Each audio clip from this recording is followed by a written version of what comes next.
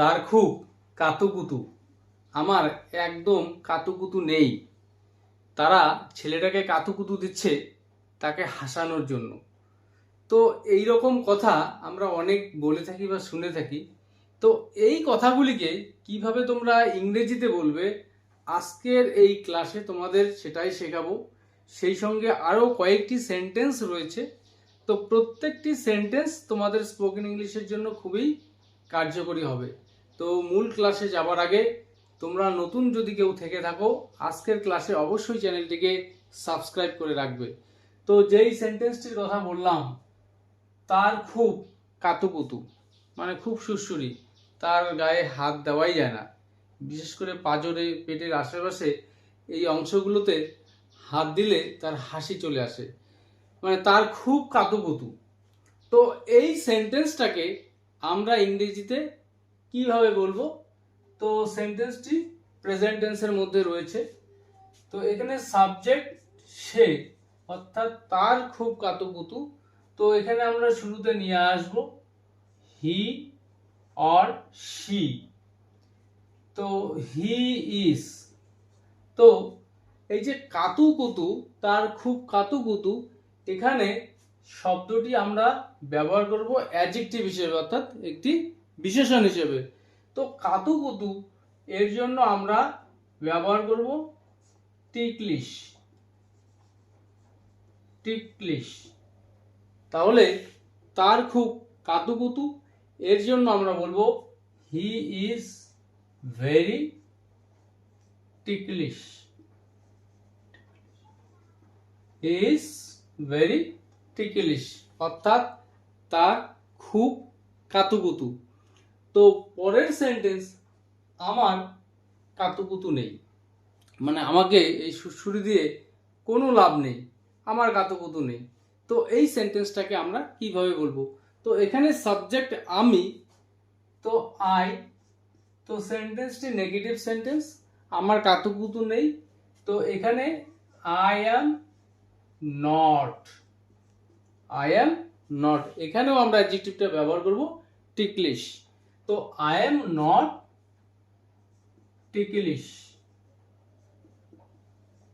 তো এবার আমার কাতুকুতু নেই, আই এম নট টিকলিশ। তো সেন্টেন্সটাকে যদি আমরা এভাবে বলতে চাই যে আমার একদমই কাতুকুতু নেই, সেক্ষেত্রে আমরা বলবো I am not ticklish at all, অর্থাৎ আমার একদমই কাতুকুতু নেই।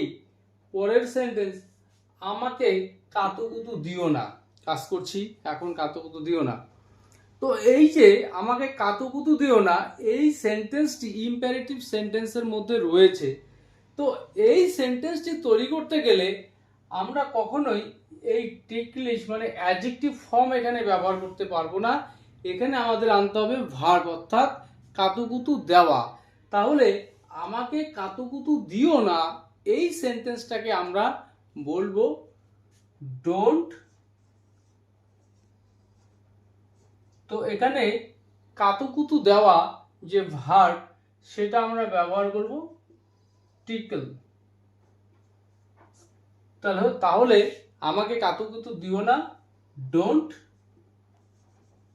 টিকল মি, অর্থাৎ আমাকে কাতুকুতু দিও না।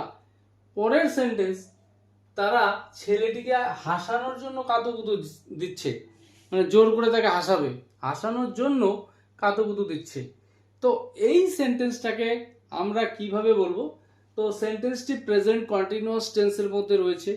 তাহলে তারা কাতুকুতু দিচ্ছে, সাবজেক্ট দে, আর এখানে আমরা ভার্ব টিকল, তার সঙ্গে আইএনজি অ্যাড করব টিকলিং। যেহেতু ভার্বটির শেষে ই রয়েছে, তো আইএনজি করার সময় ইটাকে আমরা তুলে নিব। দে আর টিকলিং দা বয়, অর্থাৎ তারা ছেলেটাকে কাতুকুতু দিচ্ছে কিসের, কি করার জন্য? হাসানোর জন্য। তো এই যে হাসানোর ব্যাপারটা, এখানে জোর করে হাসানো। তো এখানে আমরা ভার্ব হিসেবে এখানে পজিটিভ ভার্ব ব্যবহার করব মেক। তাহলে they are tickling the boy to make him laugh. তাহলে তারা ছেলেটিকে হাসানোর জন্য কাতুকুতু দিচ্ছে। They are tickling the boy to make him laugh, অর্থাৎ তাকে হাসানোর জন্য কাতুকুতু দিচ্ছে। তাহলে এই কাতুকুতু যুক্ত কয়েকটি বাক্য তোমাদের দেখালাম। তো এরপর আরো দুটি সেন্টেন্স রয়েছে একটু আলাদা ধরনের।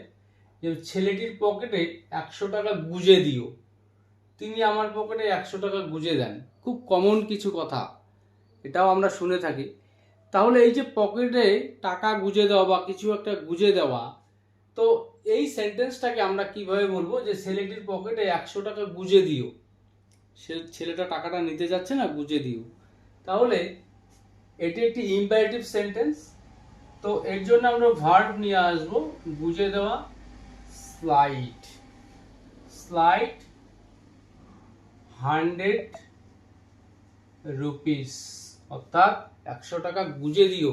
কোথায়? ছেলেটির পকেটে। তো slide 100 rupees into the boys pocket, অর্থাৎ ছেলেটার পকেটে 100 টাকা গুজে দিও। পরের সেন্টেন্স, তিনি আমার পকেটে 100 টাকা গুজে দেন। তো এই সেন্টেন্সটি সিম্পল পাস্ট টেন্সের মধ্যে রয়েছে। এই সেন্টেন্সটাকে আমরা কিভাবে বলবো? তো এখানে সাবজেক্ট তিনি, তো হি অর শি। তো এখানে যে ভার্বটি রয়েছে স্লাইড, এর সেকেন্ড ফর্ম আমরা ব্যবহার করব slit. He or she slit 100 rupees into আমার পকেটে, তো ইনটু মাই পকেট,